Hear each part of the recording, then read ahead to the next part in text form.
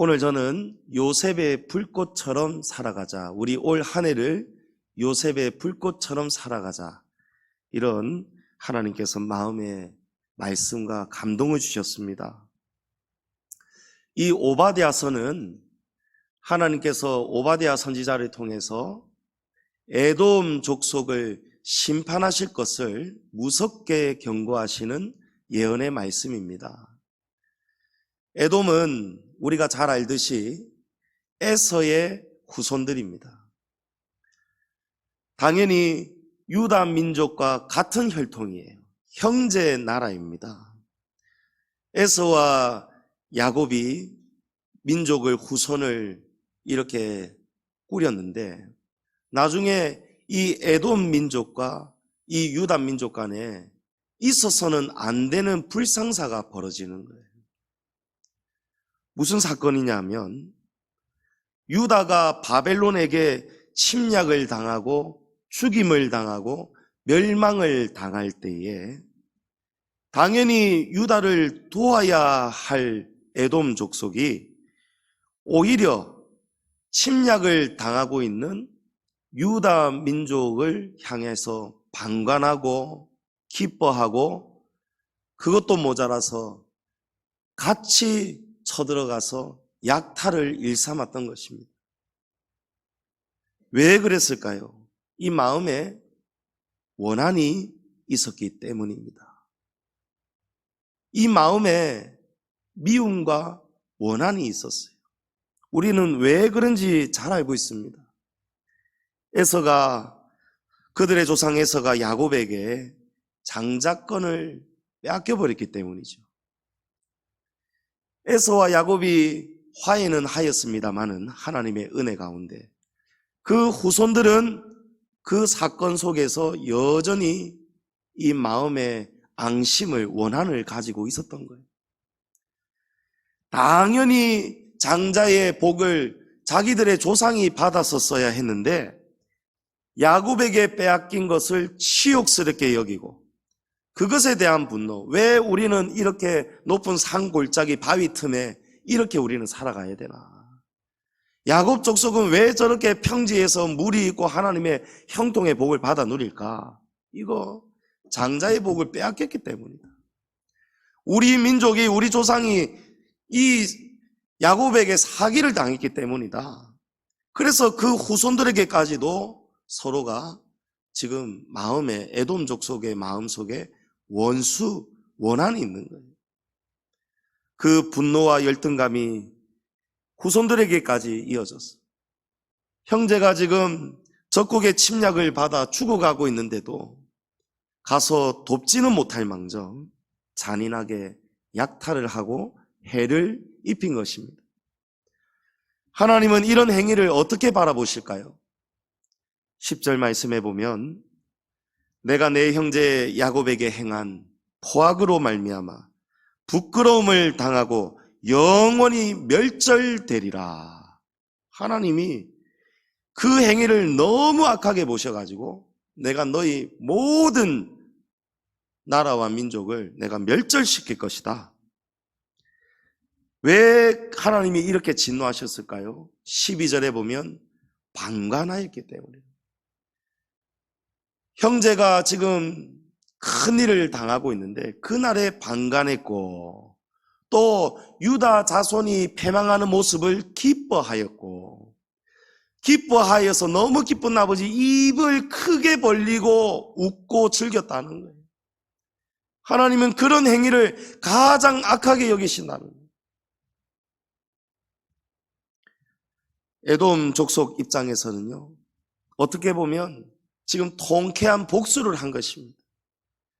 두고두고 서름과 분노와 치욕과 열등감 속에 살아오다가 그 원수와 같았던 우리가 누려야 할 장자의 복을 빼앗아간 사기친 민족이 망해가고 있으니까 그것을 보고 우리가 가서 복수할 필요도 없이 참 저들이 망해져 가는 꼴을 보니까 너무 통쾌하다, 꽃이다. 그리고는 냅다 같이 달려가서 같이 노략질하고 약탈을 했던 거예요. 그러나 하나님은요, 바로 이런 삶의 모습을 하나님은 매우 악하게 여기시고 분노하시고 한 나라와 민족을 완전히 싹 쓸어버리실 만큼 노아의 홍수처럼 하나님이 아주 악하게 여기신다는 것을 우리가 두려워해야 될 줄 믿습니다. 성도님 여러분, 하나님은 저와 여러분의 모든 선악을 판단하시고 심판하시는 심판주 하나님이십니다. 우리가 보기에 악하게 여겨지는 것들이 있죠. 우리 눈에 보기에 철천지 원수가 있죠. 사기를 당하기도 하고 억울한 누명을 상대방 때문에 내가 당하기도 하고 가만히 있는데 내 마음을 후벼 파고 시비하고 모함하고 여러분 이럴 때에 우리의 마음에서 어떤 마음이 올라옵니까? 심판의 마음이 올라옵니다. 무엇이 심판입니까? 이것은 선하고 이것은 악하다.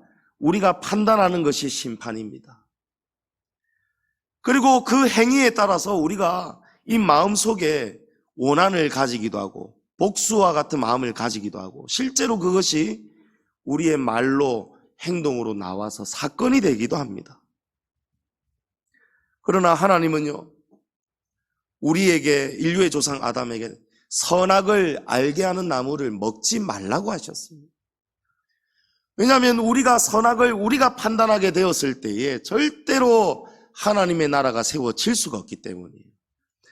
우리의 왕은 하나님만이 우리의 왕이셔야 되고 하나님만이 우리를 다스리셔야 되고 하나님만이 우리를 선악간에 심판하셔야, 그래야 하나님의 나라와 백성이 평안한 것입니다. 내가 보기에 악하다고 해서 내가 나서서 심판을 단행해버리면은 하나님은 그 복수를 절대로 용인하지 않으실 뿐더러 인정하지 않으시고, 그래 아이고 그럴만 했다, 하나님 절대 그런 분 아님을 믿으시기 바랍니다.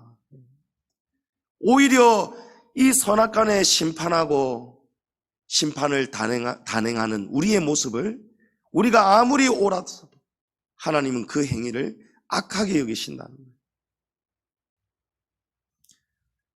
나를 아프게 한 누군가가 심각한 어려움에 빠졌을 때에 그 사람의 가세가 기울고 사업이 실패하고 무직자가 되거나 아니면 큰 손해를 보거나 아니면 사고를 당하거나 집안에 우환이 생기거나 그럴 때에 지금의 이 에돔처럼 유다가 망해갈 때에 고소하게 바라보는 그 행위, 그런 복수, 그런 소심한 복수라도, 가만히 앉아서 구경만 하는 소심한 복수까지도 하나님은 악하게 여기신다는 것입니다.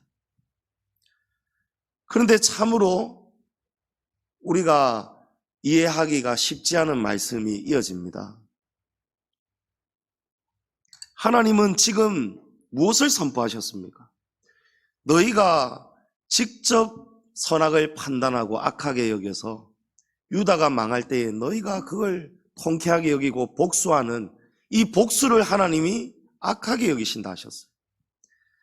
그런데 18절에 가서는요, 야곱 족속은 불이 될 것이며 요셉 족속은 불꽃이 될 것이요 에서 족속은 지푸라기가 될 것이라.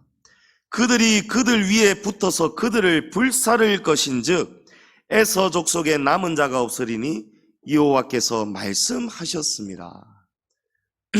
여러분, 우리가 객관적으로 이 말씀을 한번 보십시오. 하나님은 물론 인간적으로 보면은 야곱이 형에게 사기친 것이 맞죠. 아버지도 속였지 않습니까? 어머니하고 짜고. 그러나 이 모든 이면에는 하나님의 섭리가 개입하고 계셨습니다. 어쨌든 우리가 서로 간의 가족사 안에서 보면은 야곱이 잘못한 거예요. 선하지 못한 방법을 사용했습니다. 마치 자기가 형 에서인 것처럼 털을 막 만들어서 붙여가지고 아버지를 속였잖아요. 형도 속였잖아요. 그런데 거기에 대한 그 행위에 대한 복수를 에돔이 단행했을 때에는 하나님이 에돔을 심판하신다 했습니다. 그걸 악화되었습니다. 그런데 에돔에게 지금 이 형제 나라 유다가 에돔에게 큰 짓밟힘을 당했는데, 복수를 당했는데요. 그러고 난 다음에 다시 이제 야곱 족속이 불이 된답니다. 야곱 족속 가운데 장자권이 어디로 흘러갑니까? 요셉에게로, 에브라임과 므낫세에게로 흘러갑니다. 그러므로 야곱의 불 가운데 가장 큰 불꽃은 요셉의 불꽃입니다. 그래서 이 요셉의 불꽃이 나와가지고 지푸라기와 같은 에서 민족을 다 불살라 버릴 것이랍니다. 여러분, 이거는 또 다른 복수로 비춰지지 않습니까? 하나님은 복수를 기뻐하시지 않는다고 하셨는데, 에돔이 이 야곱 족속에게 나쁜 짓을 하였기 때문에 야곱 족속이 이제는 나중에 야곱의 불이 나오고 거기서 요셉의 불꽃이 나와서 지푸라기와 같은 에서의 후손 에돔을 불살라 버린다는 거예요. 이 난해한 문제는요, 우리가 요셉이 어떤 사람인가를 떠올리고 기억하면 해답을 찾을 수가 있습니다. 하나님은 분명히 야곱의 불 가운데서도 요셉의 불꽃이 지푸라기와 같은 에서 민족을 불사른 데 있습니다. 그런데 생각해 보면요, 여러분, 요셉은, 우리가 아는 요셉은요, 복수를 할 일이 많았습니까? 없었습니까? 복수할 일이 참 많았던 사람이에요. 복수를 통쾌하게 할 힘도 있었습니다. 자기를 죽이려고 했고 애굽의 노예로 팔아버렸어요. 아버지한테 가서는 아버지가 그렇게 금이야 오기야 채색옷까지 지어 입혔던 아버지에게 가만히 있었으면 정말 더 큰 사랑을 한참이나 많이 받았을 자신인데도 불구하고 형들이 자기를 무참히 그냥 버려버렸잖아요. 처음에는 죽이려고까지 했잖아요. 아버지한테는 가가지고 요셉이 죽어버렸다고 거짓말까지 하지 않습니까? 부모의 마음에, 아버지의 마음에 대못을 박은 거예요. 요셉이 아버지 야곱을 얼마나 사랑했던 아들입니까? 그러니까 요셉은 형들을 만나기만 만나면 복수할 일이 참 많습니다. 오냐 잘 만났다. 원수는 외나무 다리에서 만난다더니. 요셉이 바로에게 얼마나 큰 힘을 하사받았습니까? 내가 너보다 높은 것은 이 왕자밖에 없다. 네가 바로 나처럼 동등한 그 이상의 왕이다. 바로가 인정해 주시자. 요셉이 마음만 먹으면 죽일 수도 있는 거예요. 보통의 사람이라면 그냥 왕관 붙고 내려와서 발거지고 무식한 사람 같으면 오냐 잘 만났다 멱살 잡지 않겠습니까? 여봐라 개작두를 대령하라. 작두에 그냥 형들 하나씩 쪼로로 단두대에 올려가지고 목만 딱 내놓게 하고 니 잘했나 잘못했나 어찌 인간이 그럴 수가 있노? 다 따져도 충분히 따질 일이 많았을 거예요. 그런데 요셉이 복수할 일이 누구보다도 많았고 우리 가운데 요셉처럼 복수할 일 당한 사람 몇 명 있겠습니까? 그럼에도 불구하고 형들을 만났을 때 복수하고도 넘치는 큰 힘이 있는데도 불구하고 요셉은 복수했습니까? 안 했습니까? 복수하지 않았습니다. 오히려 형들이 지금 큰 대흉년의 때에 먹을 양식이 없어 기진하고 굶어 죽어가고 살기 위해 찾아왔을 때에 그 환난을 당하고 있을 때에 요셉은 그 형들에게 구원의 손을 내밀었습니다. 형들이 살 길을 내어주었습니다. 고센 땅을 내어주었고 모든 형제들의 식소들에게 필요한 것을 다 세밀하게 요셉이 살피고 공급해 주었어요. 그때 요셉이 이렇게 말하죠. 당신들이 나를 이곳에 팔았다고 해서 근심하지 마소서. 한탄하지 마소서. 하나님이 생명을 구원하시려고 나를 당신들보다 먼저 보내셨나이다. 아멘. 지금 형들은요, 요셉은 복수할 마음도 없는데 형들이 벌벌벌 떨고 있었지 않겠습니까? 세상에, 우리는 이제 죽었다. 우리는 죽었다. 요셉이 이렇게 용서를 하는데도 나중에 야곱이 죽고 난 다음에는 이제야말로 요셉이 우리를 가만두지 않을 것 같아. 또 떨고 또 떨잖아요. 그만큼 본인들이 아는 거예요. 자기들의 잘못을 깨닫는 거예요. 우리가 사람으로서 결코 해서는 안 될 큰 잘못을 저질렀다. 스스로 깨달으니까 회개가 나오고 몸이 떨리는 거예요.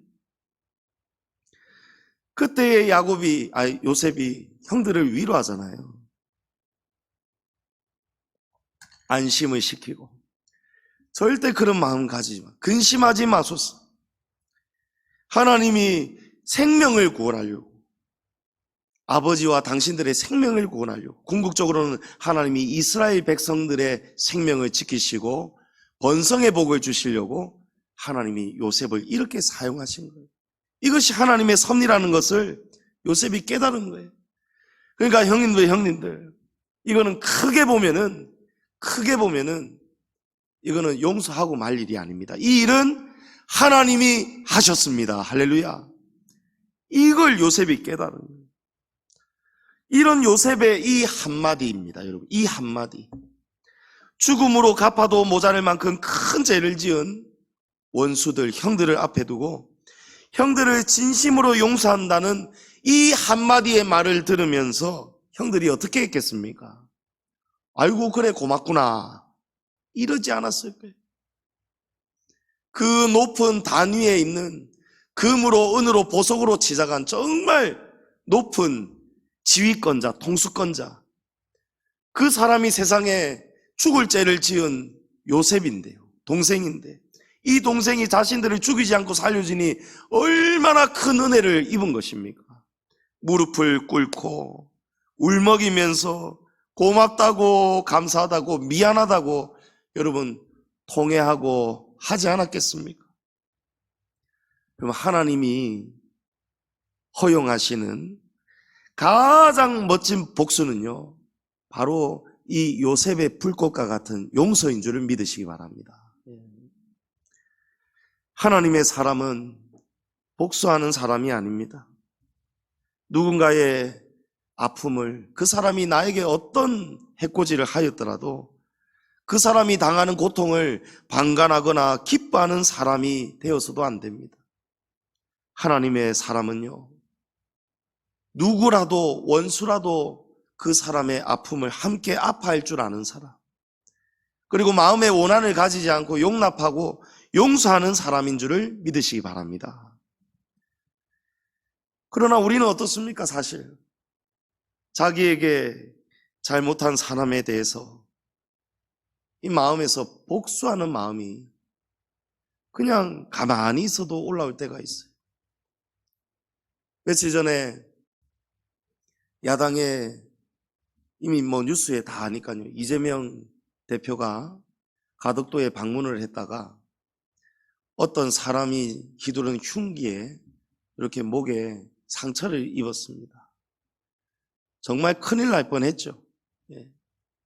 여러분, 그때에 우리 아내는 그런 얘기를 제가 잘 하지 않습니다만은, 이쪽 저쪽 생각하지 않습니다만은, 왜냐하면 우리는 우파도 아니고 좌파도 아니고 우리는 하나님 파가 맞거든요. 할렐루야.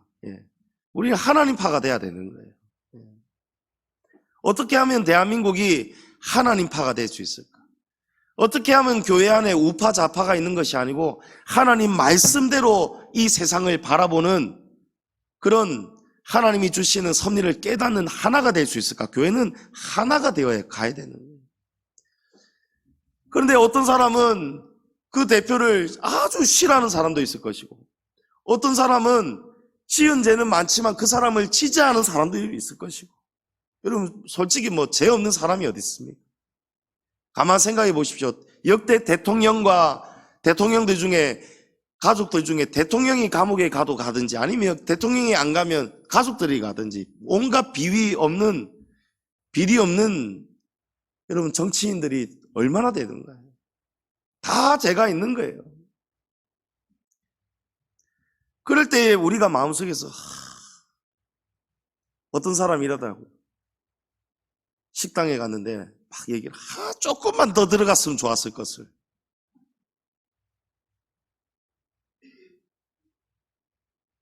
여러분, 그런 마음 대한민국에 많겠죠. 우리 성도들 중에도 많겠죠. 그런데 말입니다. 여러분, 하나님은 어떻게 생각하시겠느냐 말이에요. 누군가의 죽음을 아무리 악한 자라도 그 사람이 생각하기에, 아무리 나에게 악한 자라도 내 마음하고 내 정치적인 방향하고 안 맞는다 할지라도 그 사람이 막 그냥 고막 가쁘지, 죽지, 이런 마음을 먹는 것을 하나님은 어떻게 여기겠느냐. 일본을 향한 우리의 마음, 여러분, 요나의 마음 아닙니까? 국수주의잖아요. 내 나라 우선, 내 나라 사랑. 얼마나 우리가 서름이 많습니까, 일본에게. 그러니까 한일전만 했다면 눈에 불을 켜고 응원하잖아요, 대한민국. 일본에 쓰나미 일어나고 지진이 일어나고 이러면 우리 속으로 좋아하지 않습니까, 대한민국 사람들.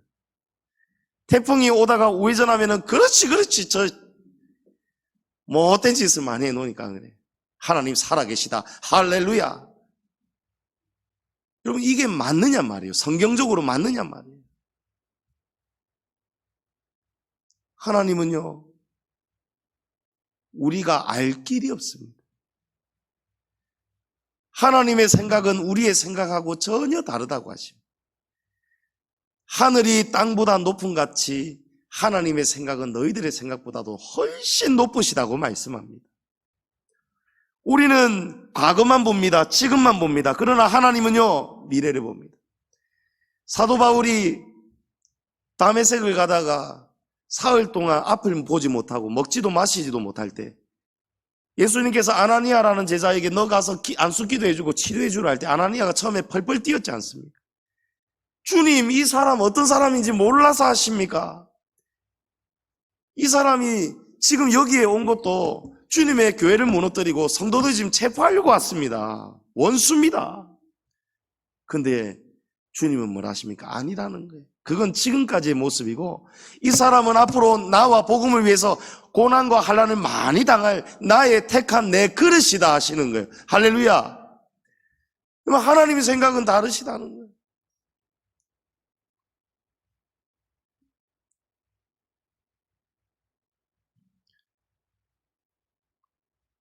하나님은 대부분의 사람들이 쉽게 가지는 이런 마음, 복수로 반응하는 이 마음, 나에게 잘못한 사람이 환난을 당하거나 고통을 당할 때 방관하고 기뻐하고 좋아하는 그런 모습을 하나님 오늘 뭐라고 말씀하십니까? 바로 그런 모습이 하나님의 심판의 대상이 된다는 거예요. 여러분, 누군가의 아픔, 누군가의 사건, 일본과의 관계, 이재명 야당 대표 내하고 정치적 성향이 다르다고 해서 그 사람 아이고 잘 될 뻔했는데 아쉽네, 이런 마음들, 여러분 전부 다 무엇입니까? 우리의 마음에서 선하지 못한 마음. 생명의 주권자는 하나님이십니다 라고 교회에서는 가르치고 배우는데 실제 삶에서는요, 우리가 함부로 말한다니까요. 함부로 생각한다니까요. 모든 것을 하나님께 내어드리고 맡기고 우리는 기도만 하면 되는 거예요. 그 사람의 악에 대해서, 누군가의 악에 대해서 하나님 심판해달라고 기도하면 되는 거예요. 심판주는 하나님이시기 때문에 그렇습니다. 그런데 그걸 우리가 만약에 가져버린다, 우리가 선악의 저주에서 벗어나지 못하고 내가 심판하고, 이 인간은 죽어야 되는데, 이 인간은 망해야 되는데, 남이 망할 때에 기뻐하고 입을 크게 벌리고 에돔이 그랬기 때문에 지금 하나님 앞에 이 민족이 멸절을 당하는 거예요. 여러분, 가문이 망하는 거예요. 그 가정에 복을 받을 수가 없는 거예요. 그 개인의 삶에 복을 받을 수가 없는 거예요. 그런데 우리가 그렇게 살지 않으려고 노력은 많이 하는데요. 여러분, 용서가 어디 그리 쉽습니까? 못은 빼버려도 못자국은 남잖아요. 여러분, 우리가 사람인데요. 저도 사람이고 여러분도 사람인데, 제 안에도 제 나름의 상처들이 있을 것이고, 여러분도 여러분 나름대로의 상처들이 다 있단 말이에요. 우리 지금 세월 오래 많이 살면 살수록 못자국이 얼마나 많이 바뀌겠습니까? 가정 안에서도 바뀌고, 직장 안에서도 바뀌고, 심지어 교회 안에서도. 한 형제 자매를 하면서도 우리 못자국들이 많단 말이죠. 어떻게 해야 용서할 수 있을까? 특히 나를 엄청 아프게 한 사람을 어떻게 하면 용서할 수 있을까? 여러분, 속이 좁고 이기적인 존재가 사람입니다. 속이 좁아요. 상대적으로 조금 넓은 사람이 덜어 있을 뿐이지, 사람은요, 속이 좁고 이기적입니다. 그게 우리 본질입니다. 그런 존재가 어떻게 누가 누군가를 용서할 수 있겠습니까? 여러분, 그 역시도 요셉의 불꽃의 해답이 있습니다. 요셉은요, 마음이 넓어서 형들 용서한 거 아니에요. 물론 요셉이 웬만한 사람들보다는 속이 더 넓은 사람은 분명해 보입니다. 그러나 요셉이 형들을 용서할 수 있었던 이유, 성경이 증거하는 근본적인 이유는요, 하나님께서 요셉을 통해서 이스라엘의 환난날에 아버지와 형들을 구원할 수 있도록 요셉을 그 애굽의 총리의 위치까지 설 수 있도록 하나님이 그래서 섭리하셨다는 것을 요셉이 알았다고 말하잖아요. 그래서 형들 잘못이 아니라고 하지 않습니까? 요셉이 도대체 어떻게 형들을 이렇게 아름답게 용서할 수 있었습니까? 마음이 넓어서가 아니고 하나님의 경륜, 섭리를 깨달았기 때문에 용서가 될 수가 있었던 거예요. 용서할 수 있었던 거예요. 그러면 잘못한 형들에 대한 심판은 이대로 끝이 납니까? 그렇지 않습니다. 요셉은 용서하였고, 하나님은 요셉은 용서하고 끝났지만 그렇다고 그 형들의 과거의 죄를 하나님이 없다 하지 않습니다. 대신에 요셉 대신에 하나님이 형들을 심은 대로 행위대로 보응하시고 심판하시는 거예요. 그러므로 우리가 심판하고 우리가 선악을 판단하고 우리가 남을 치하고 버리고 용서하고 말고 할 일이 아니고, 공의로우신 하나님께서 저와 여러분을 판단하시고 심판하셔야 된다는 것입니다. 다윗은 사울의 시기와 질투심에 억울한 죄인으로 도피자가 되었습니다. 이리저리 도망치다가 자기를 죽이려고 사울이 정말 끈질기게 쫓아오는 거예요.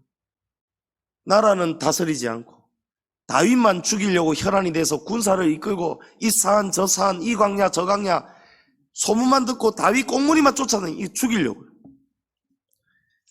다윗에게 사울을 죽일 기회가 첫 번째 있었고요.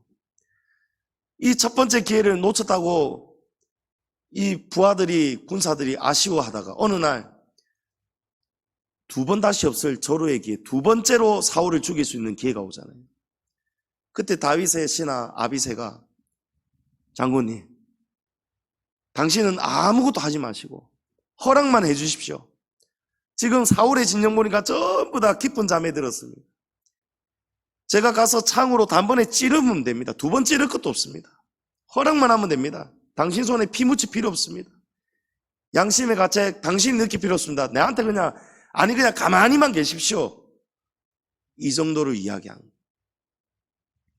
근데 다윗이요, 절대로 그렇게 해서는 안 된다고 막았습니다.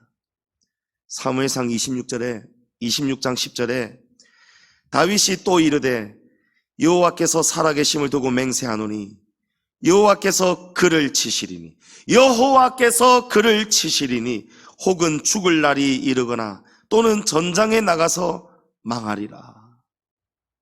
여러분, 이것이 하나님이 기뻐하시는 우리의 삶인 줄을 믿습니다. 다윗은 모든 선악의 판단과 심판을 오직 하나님께 있다고 말하는, 결국 다윗이 선으로 악을 이기지 않습니까? 하나님이 심판해 주시잖아요. 참으로 안타깝고 비극적인 결말이지만, 블레셋과의 전투에서 사울과 아들들이 한날에 다 죽잖아요. 다윗의 영혼의 단짝 요나단도 죽잖아요. 여러분, 누가 그 심판을 행하십니까? 하나님이 하시는. 하나님이 사울을 심판해 주셨습니다. 그러므로 심판은 하나님만 하셔야 되는 거예요. 심판은 하나님의 것이에요. 로마서 12장 19절에 내 사랑하는 자들아, 너희가 친히 원수를 갚지 말고 하나님의 진노하심에 맡기라. 기록되었으되 원수 갚는 것이 내게 있으니 내가 갚으리라고 주께서 말씀하시니라.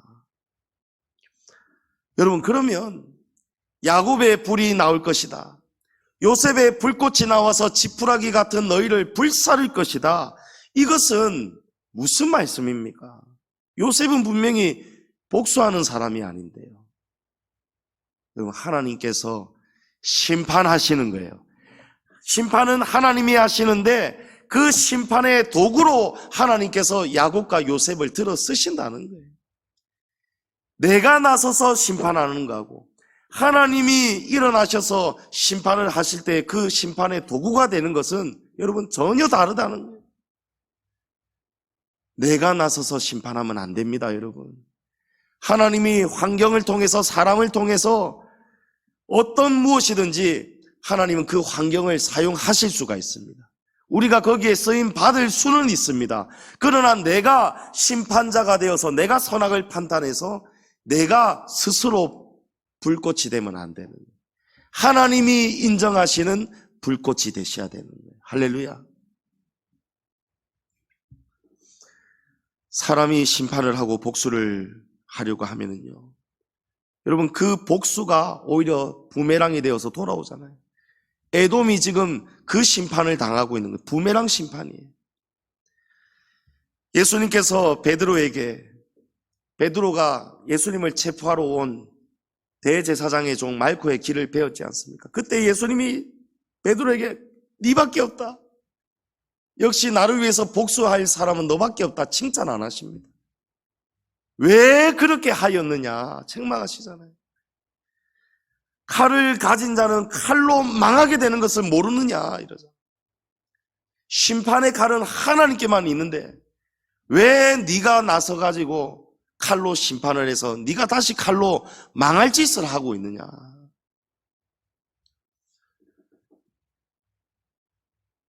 어느 교회에 부흥 강사님이 부흥의 인도라고 갔다가 그 교회에 절대 일어나서는 안 되는 일이 이 부흥 강사 이 한 사람 때문에 일어났어요. 있을 수가 없는, 주의 종으로서 저지를 수가 없는 그런 큰 잘못을 저질렀습니다. 그래가지고 부흥에 인도하고 있는데 누가 이 사건에 피해를 입은 가족이, 남편이 교회를 찾아와서 막 교회를 뒤집고 난리가 났었더랍니다. 여러분 몇 번 들어보셨죠? 원로 목사님 통해서.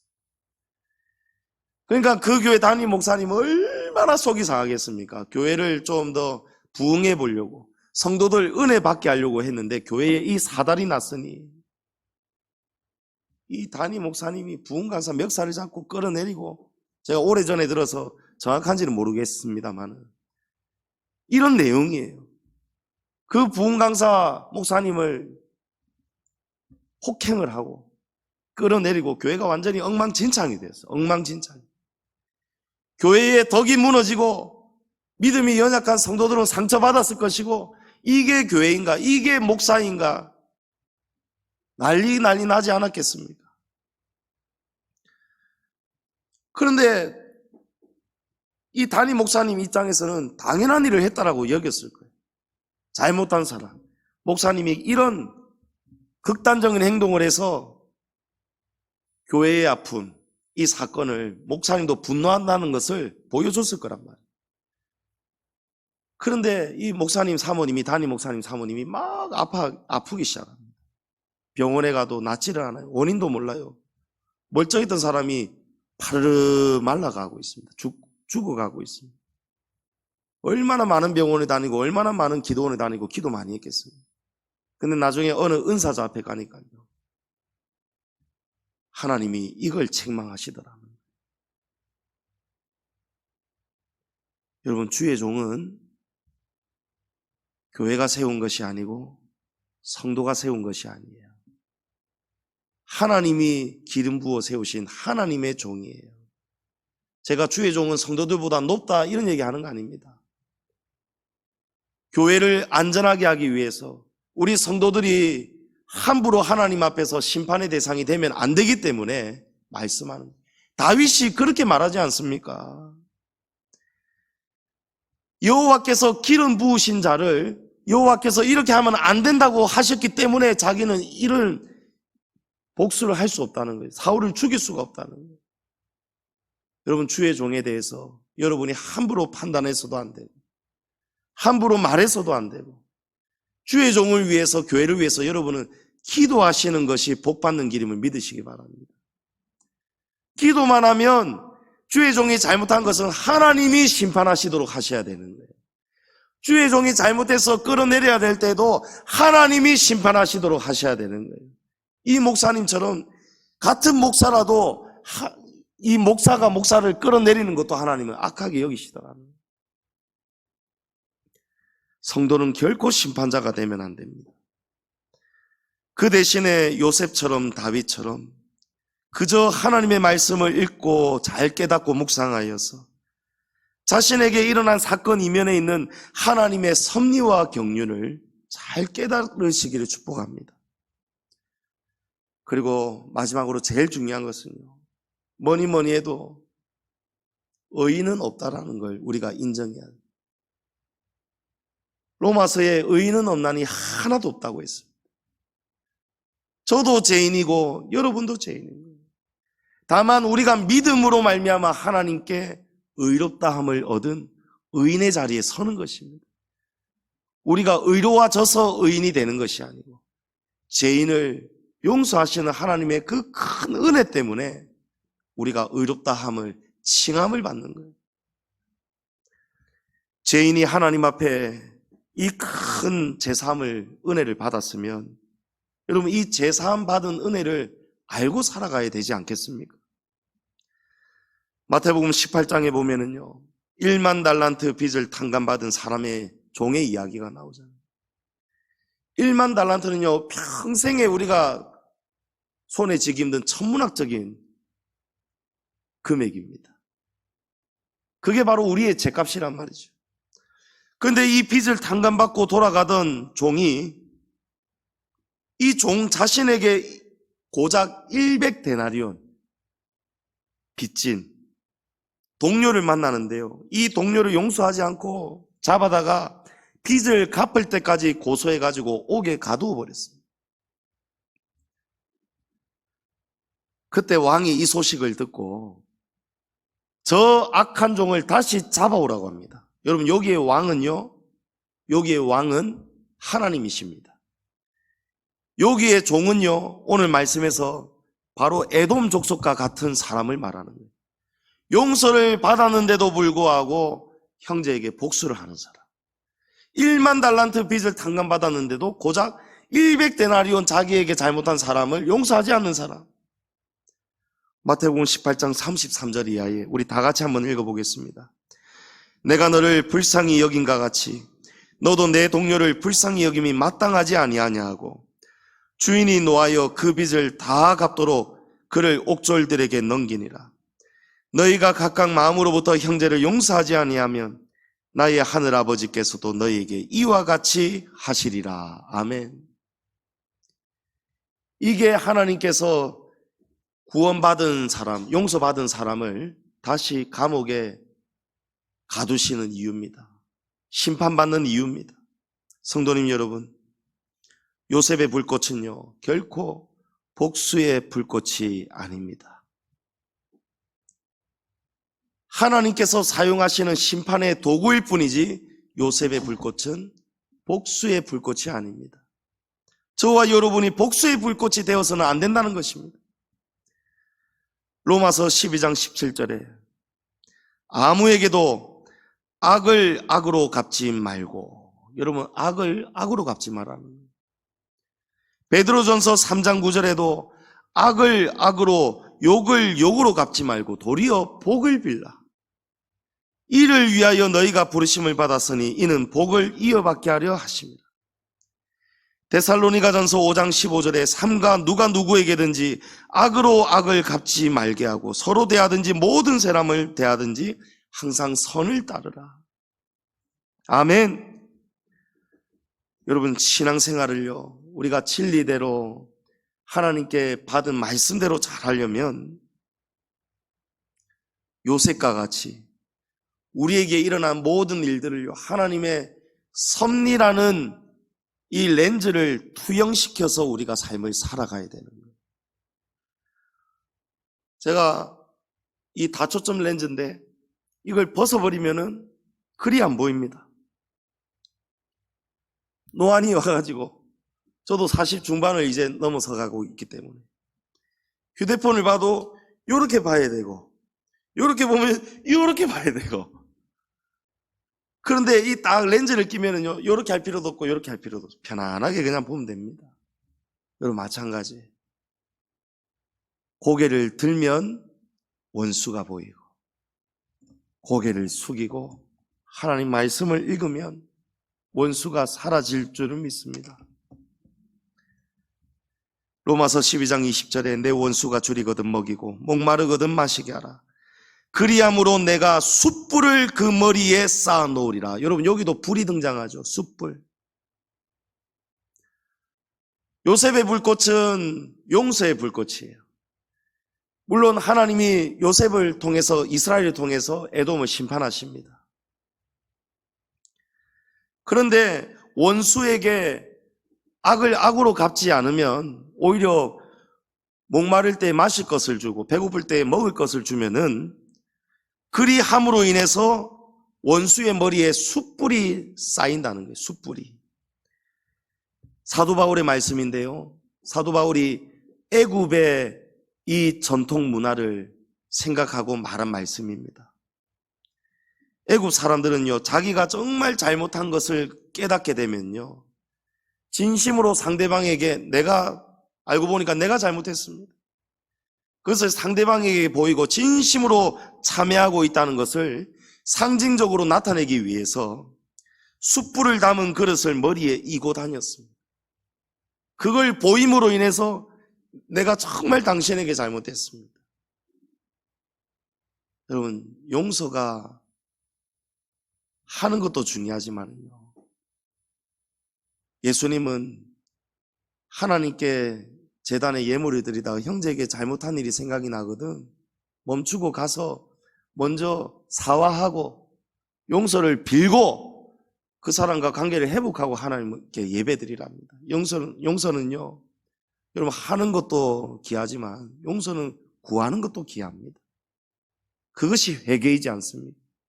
하나님께만 회개할 것이 아니고요, 자기가 잘못한 그 사람이 그 상처 때문에 아파하고 얼마나 아프면 그럴까, 그거를 헤아려 볼 때에 여러분 숯불이 우리 위에 쌓여야 되는 거예요. 근데 어떨 때에 숯불이 쌓입니까?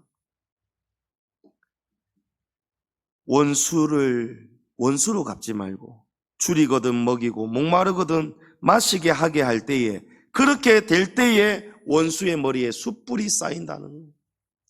무슨 뜻입니까?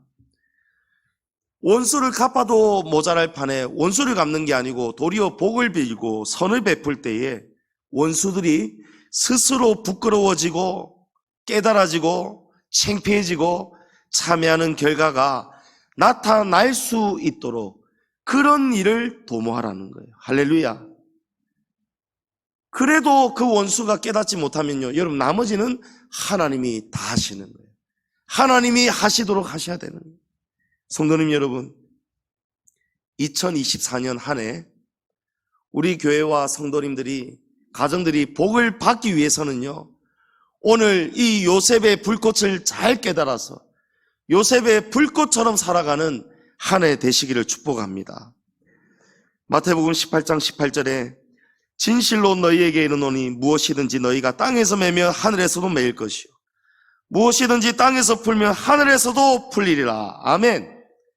요셉처럼 하나님의 섭리를 깨달아서 땅에 매인 것을 풀어가실 때에 하늘의 모든 것이 풀려져서 올 한 해 동안 저와 여러분들의 삶에 하늘의 복이 풀어져서 우르르 떨어져서 요셉의 불꽃처럼 살아가셔서 이 복을 다 받아 누릴 수 있기를 주의 이름으로 축복합니다.